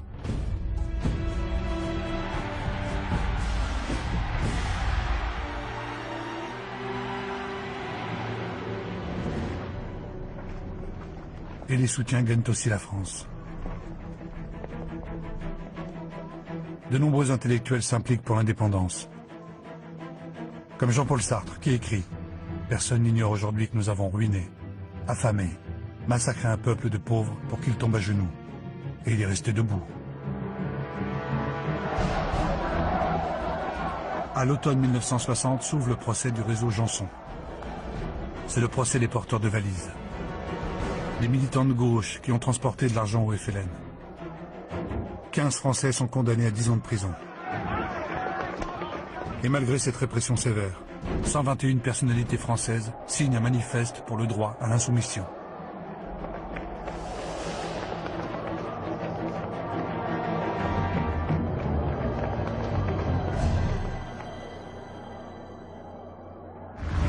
Le 9 décembre 1960, De Gaulle revient pour la dernière fois en Algérie. Dans moins de 4 semaines, va avoir lieu le référendum. C'est un voyage aux très hautes tensions. Car les partisans de l'Algérie française l'ont compris. De Gaulle est en train de les lâcher. Dans les quartiers européens d'Alger, ceux que l'on appellera bientôt les pieds noirs laissent éclater leur colère.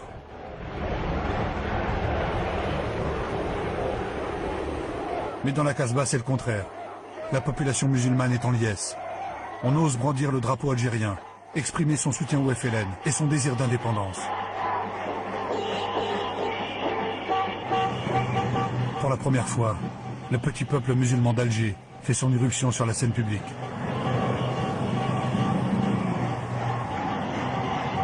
Il s'approprie à son tour les rues des villes pour crier lui aussi ses opinions.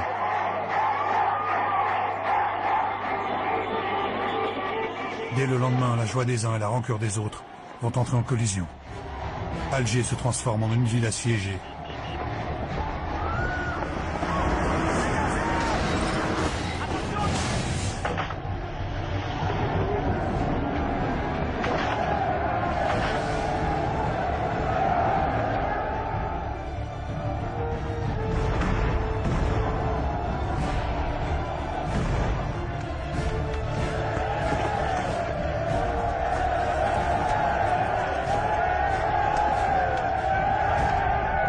Les forces de l'ordre répriment. La Casbah est entièrement bouclée. La guerre a fini par gagner les populations civiles et elle est projetée au cœur de l'affrontement.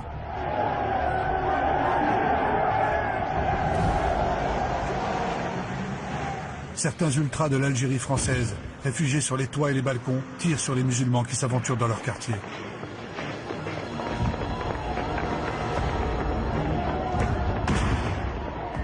Durant 5 jours d'une violence urbaine sans précédent, Alger la Blanche est devenue Alger la Sanglante. Près de 200 musulmans y ont perdu la vie.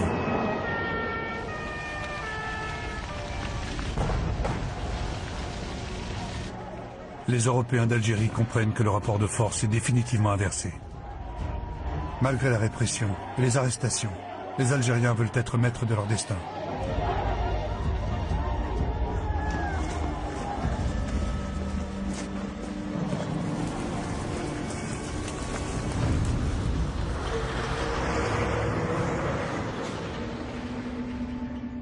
C'est dans ce climat de tension extrême entre les deux communautés que le 8 janvier 1961 se déroule le référendum.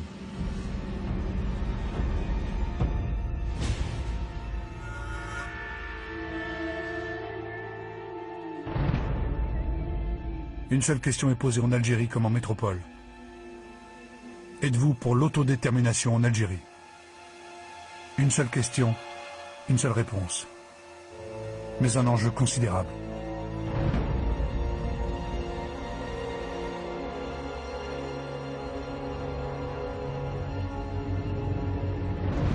c'est le destin de l'Algérie et de tous ses habitants qui se joue en un vote, et chacun en a bien conscience.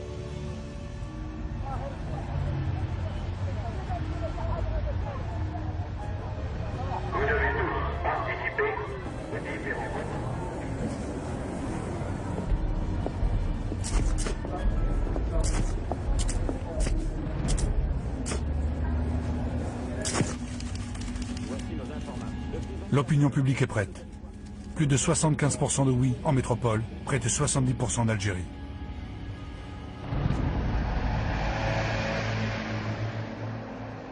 Ces résultats sans appel poussent les ultras de l'Algérie française à agir.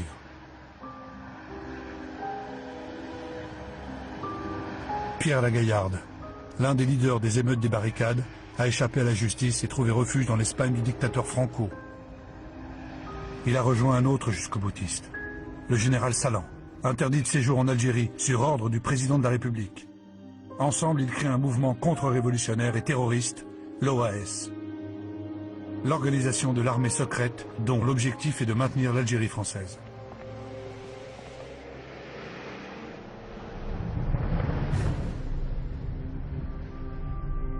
Le 21 avril 1961, le chef de l'État reçoit son homologue sénégalais, Léopold Sédar Senghor.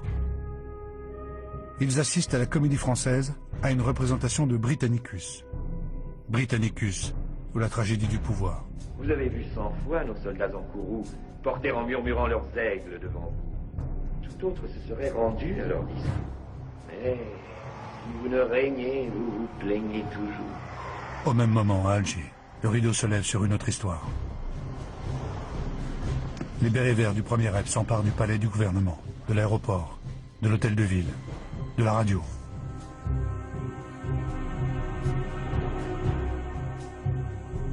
Français et Françaises, de toutes origines et de toutes confessions, l'armée vous parle.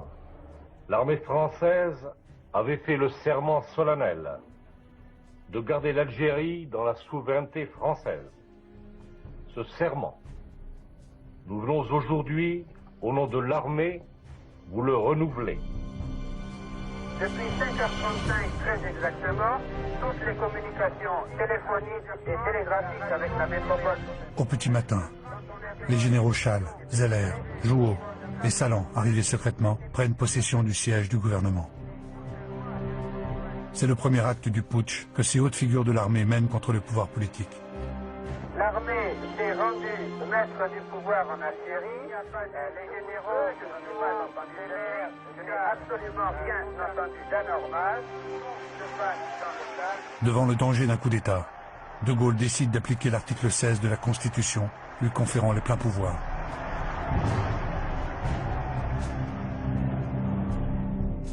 Le soir, il revêt son uniforme de général pour parler à la télévision. Un pouvoir insurrectionnel s'est établi en Algérie par un prononciamento militaire. Ce pouvoir a une apparence, un carteron de généraux en retraite. Ils ne voient et ne connaissent la nation et le monde que déformés au travers de leur frénésie. Leur entreprise ne peut conduire qu'à un désastre national. Le jour même, à Paris, des bombes ont explosé gare de Lyon et à l'aéroport d'Orly. C'est l'OAS qui signe ces attentats. Tout semble converger vers un coup d'État. Le gouvernement craint une prise d'assaut des parachutistes sur la capitale. Les avions sont prêts à lancer ou à déposer des parachutistes en divers aérodromes afin de préparer une prise du pouvoir. La guerre d'Algérie est en train d'emporter la France entière dans sa tourmente. Pour la première fois depuis la Seconde Guerre mondiale, Paris est investi par des chars d'assaut, protégeant les hauts lieux de la République. Au nom de la France, j'ordonne que tous les moyens soient employés partout pour barrer la route à ces hommes-là en attendant de les réduire. J'interdis à tout Français et d'abord à tout soldat d'exécuter aucun de leurs ordres. Les Français font bloc derrière leur président. C'est le destin de la République qui est en train de se jouer à Alger. Et ce destin est entre les mains des 400 000 militaires et appelés du contingent. Quel sera leur choix? Vont-ils suivre les officiers putschistes?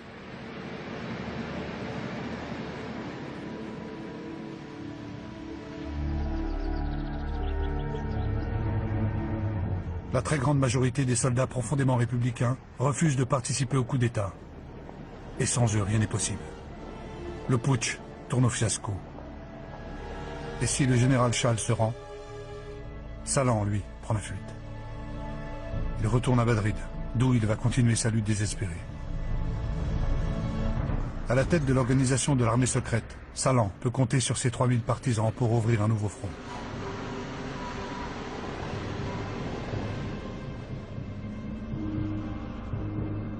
La France va désormais vivre au rythme des attentats de l'OS.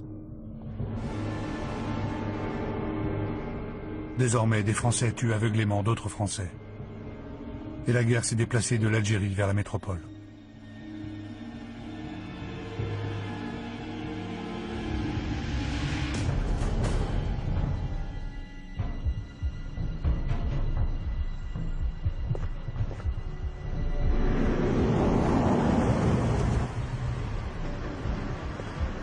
Dans le viseur de l'OAS, la presse, la justice, les policiers, des ministères, des personnalités politiques comme André Malraux, dont le bureau est détruit, ou François Mitterrand, dont le domicile est visé. Jusqu'au premier des Français. Le 9 septembre 1961, à Pont-sur-Seine, un attentat manque de tuer le président de la République. La bombe a sauté, mais quelques secondes trop tard. Entre Salan et De Gaulle, c'est désormais une lutte à mort.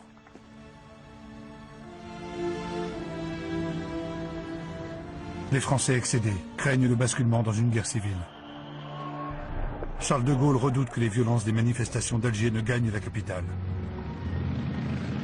De plus, de nombreux policiers ont été la cible d'agressions menées par les membres du FLN. Pour maintenir l'ordre, il peut compter sur le préfet de police de Paris, à qui il vient de remettre la croix de commandeur de la Légion d'honneur, Maurice Papon. Il lui donne des consignes strictes. Aucune manifestation algérienne ne sera tolérée.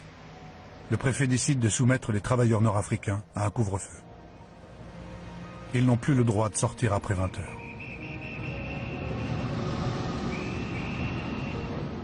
Pour dénoncer cette interdiction, 30 000 manifestants algériens quittent les bidonvilles de Nanterre et Gennevilliers où ils vivent pour se rassembler à Paris. Le préfet Papon ordonne la dislocation de la manifestation. Une rumeur annonce la mort de plusieurs gendarmes. C'est une manipulation destinée à provoquer une réaction violente. Et un vent de folie s'empare des forces de l'ordre.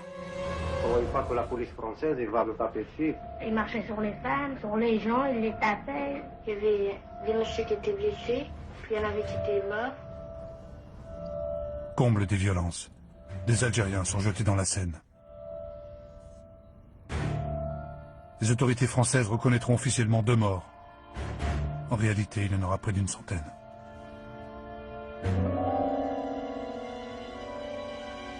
Le palais des sports est réquisitionné pour parquer les 12 000 personnes arrêtées cette nuit-là.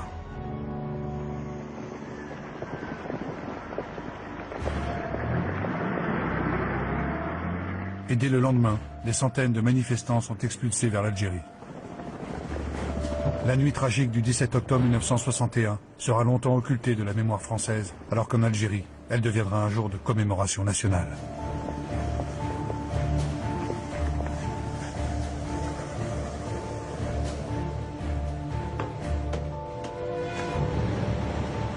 À la fin de l'année 1961, l'annonce de l'ouverture officielle de négociations entre le FLN et le gouvernement français va radicaliser un peu plus l'OAS.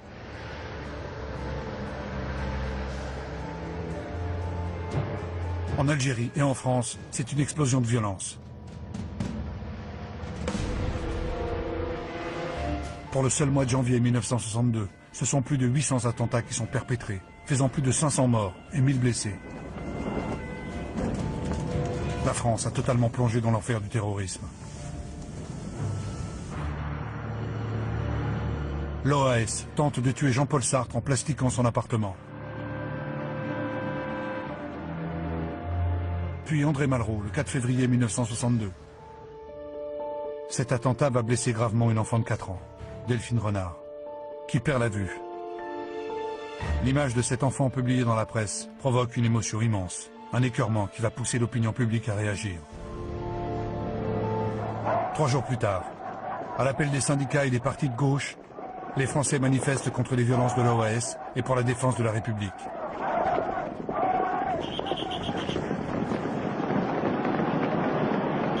Très vite, sur ordre du préfet Papon, la police charge. Des manifestants tentent de se réfugier dans la station de métro Charonne. 9 d'entre eux sont tués par étouffement et fracas du crâne.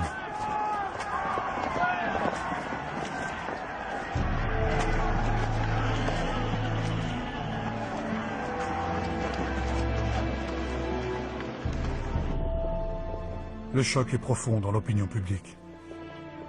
1 demi-million de personnes se rassemblent pour les obsèques des victimes de la station Charonne.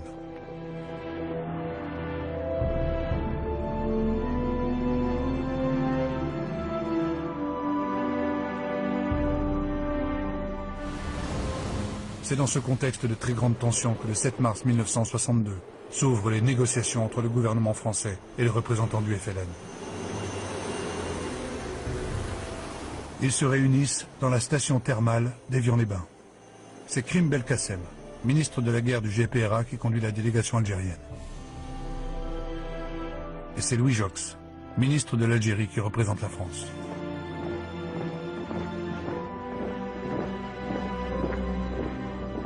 Durant 11 jours, les deux parties discutent pied à pied et débouchent sur un compromis.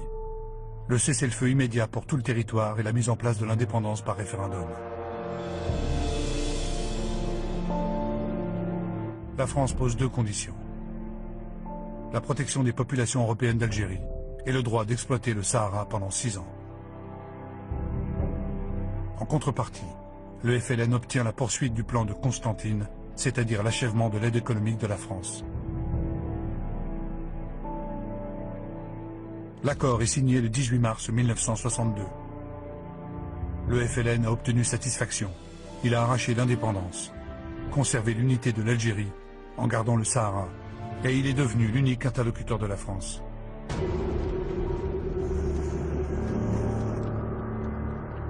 Le matin même de cette signature, 197 attentats sont commis en Algérie. L'OAS vient de s'engager dans un dernier combat.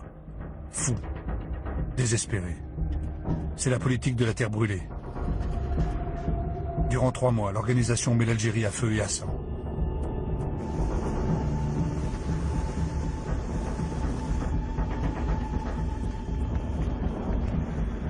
De son côté, le FLN réplique. C'est le début d'une série d'enlèvements de civils français. Alors que la guerre semblait s'achever, de nouveau c'est l'engrenage. De nouveau la terreur.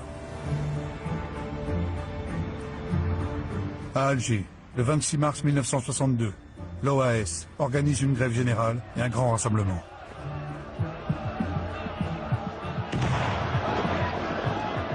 Soudain, tout dérape.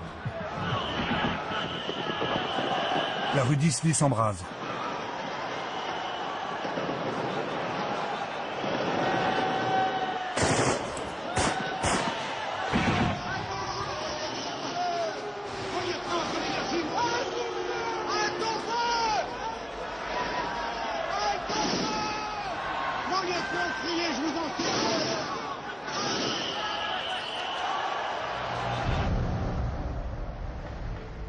L'affrontement entre Français et gendarmes fait 46 morts et 200 blessés. Un traumatisme. Des Français s'entretuent en Algérie.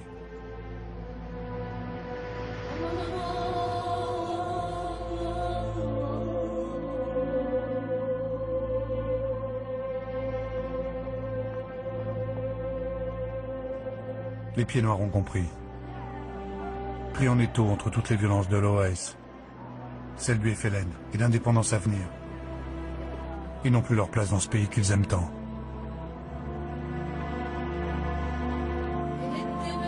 Il faut partir, quitter sa terre natale.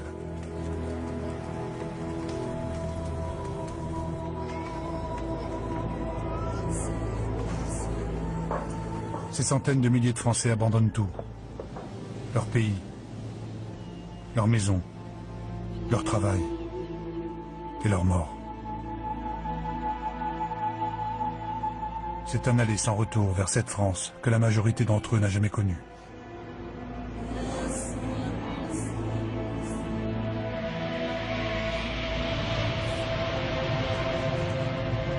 En plein exode, un attentat de l'AOS détruit la tour de contrôle de l'aéroport d'Alger, dans le but de clouer les avions au sol. Les départs sont un temps interrompus. Et pourtant, il faut partir. Tous les moyens sont bons, y compris les embarcations de fortune, les bateaux de pêcheurs.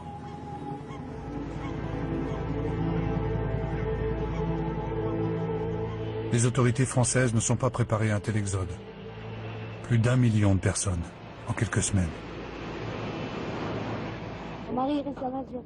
On ne sait pas s'il est mort ou il est vivant. On ne peut pas trouver de mots pour exprimer exactement ce qu'il y a. Moi, je suis dans la rue. Je vais à droite, à gauche, on me loge comme ça. J'ai aucune ressource. J'ai une cousine qu'elle m'héberge. Ils ont toujours opté pour la France. Mais malheureusement, la France n'opte pas pour nous en ce moment. En plus du sentiment de trahison, d'abandon, de lâchage, les pieds noirs se heurtent à l'improvisation de leur retour et à l'incompréhension d'une partie des Français. Mais messieurs, dames, s'il vous plaît. Oui, madame, votre dossier là. Oui, madame, votre dossier. Mais alors, attendez, ou alors vous allez rejoindre vos frères. Ces blessures et ces pertes vont cimenter une identité singulière qui ne pourra jamais vraiment faire son deuil du paradis perdu.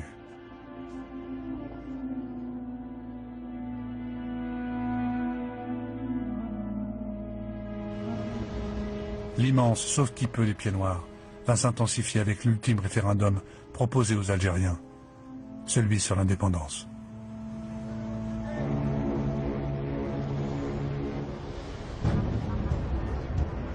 Voulez-vous que l'Algérie devienne un État indépendant coopérant avec la France? Telle est la question unique, directe, sans ambiguïté qui est posée en Algérie. La réponse est aussi sans ambiguïté. 6 millions de votants répondent oui et à peine 16 000 répondent non.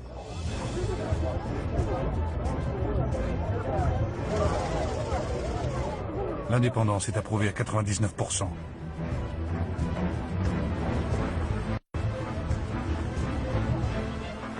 Le 3 juillet 1962, le général de Gaulle reconnaît l'indépendance de l'Algérie. Les pouvoirs exécutifs de la France sont officiellement transmis au président de l'exécutif provisoire, Abderrahmane Farès. Pour l'armée française aussi, c'est le temps du départ. Comme en Indochine, le sang versé, les sacrifices, les exactions, tout cela paraît bien vain désormais.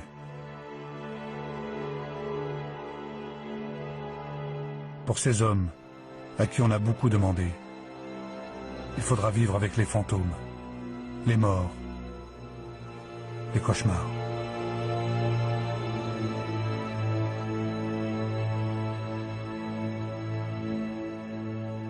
Et puis il y a la honte, celle d'abandonner à un sort tragique ces troupes de supplétifs. Certains officiers vont réussir à évacuer vers la France les harkis et leurs familles. Ils le savent. En Algérie, ils sont voués à la vengeance. De Gaulle, pourtant, va ordonner leur désarmement. Il craint en effet que l'OAS ne récupère les harkis dans ses rangs. Et c'est un télégramme classé secret, signé par le ministre de l'Algérie qui interrompt les évacuations. Demande à haut-commissaire de rappeler que toute initiative individuelle tendant à installer en métropole des Français musulmans sont strictement interdites. Aviser tout chef SAS et commandant d'unité. Après l'indépendance, des dizaines de milliers de harkis vont être massacrés par le FLN, qui les considère comme des traîtres. C'est l'une des profondes et douloureuses cicatrices de cette guerre qui s'achève. Côté algérien, le bilan humain est lourd. 400 000 personnes ont été tuées en 8 années de guerre et 1,5 million de paysans ont été déplacés. Côté français, C'est toute une génération qui restera marquée.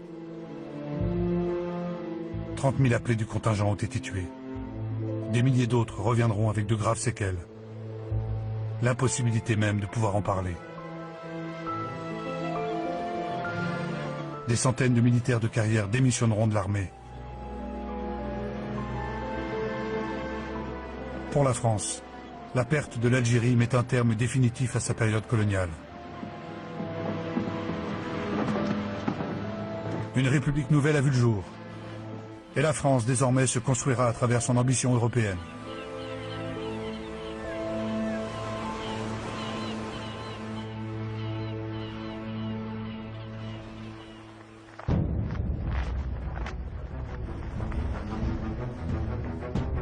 L'indépendance de l'Algérie est officiellement proclamée le 5 juillet 1962. Alors qu'à Oran, la guerre connaît ses dernières convulsions avec l'enlèvement et le massacre de centaines de Français. Partout ailleurs, c'est une liesse immense.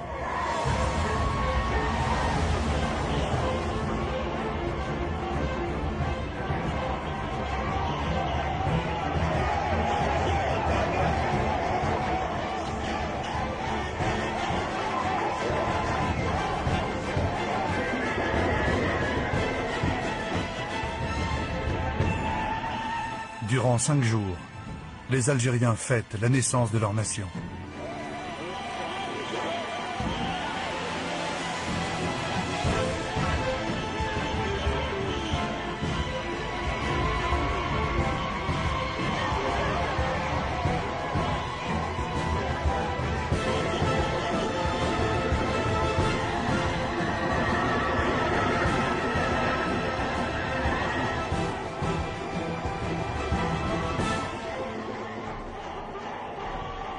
Et c'est à l'issue d'une lutte sévère au sein des différents courants du FLN qu'Ahmed Ben Bella devient le premier président de la République algérienne.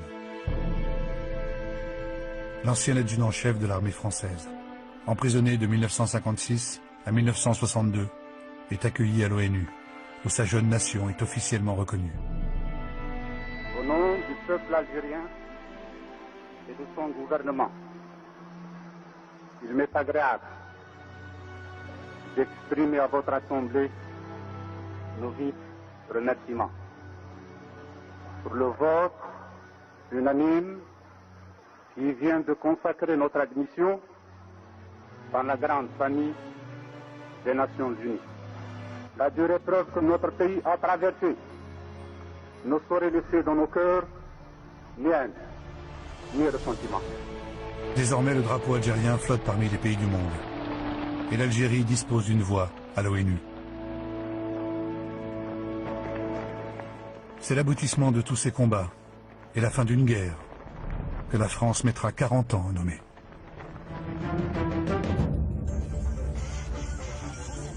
« 37 ans après, l'Assemblée nationale française a enfin admis à l'unanimité que la guerre d'Algérie était bien une guerre. » C'est vrai que ce matin, le travail de l'Assemblée nationale est un peu exceptionnel, puisqu'on va qualifier l'histoire. Oui, mettons fin à l'hypocrisie latente qui se cachait sous les mots d'événement, de maintien de l'ordre ou de pacification. Rompons avec un tabou de notre temps. Enfin, oui enfin, la République ose assumer pleinement son histoire, avec ses gloires mais aussi avec ses erreurs. En 1954 donc, c'était bien une guerre que la France avait engagée en Algérie. Ainsi, nous inscrivons dans notre droit aujourd'hui la reconnaissance de la guerre d'Algérie. Aucun peuple, aucune société, aucun individu ne saurait exister et définir son identité en état d'amnésie. Et la réalité, la grande réalité, c'est que la fin tragique de l'histoire commune depuis 1830 entre l'Algérie et la France fut une guerre. Elle n'a pas seulement mis fin à plus de 130 ans de colonisation, mais elle fut aussi, à bien des égards, une déchirure.